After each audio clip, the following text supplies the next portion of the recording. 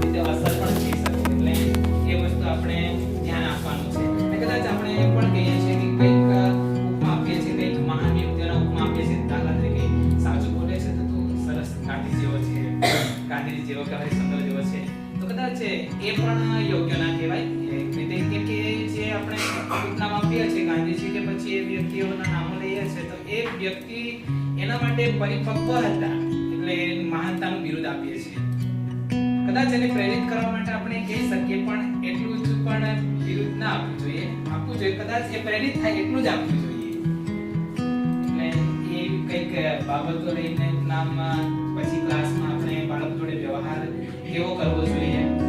કોઈ તો આપણે નોર્મલી જ વ્યવહાર કરવો જોઈએ, એટલે એક મિત્ર ભાવે વ્યવહાર કરીએ તો ઓર સારું રહે, બાળક સારી રીતે સમજી શકે. અને ત્યારે આ બાળક આપણાથી ડરે નહીં.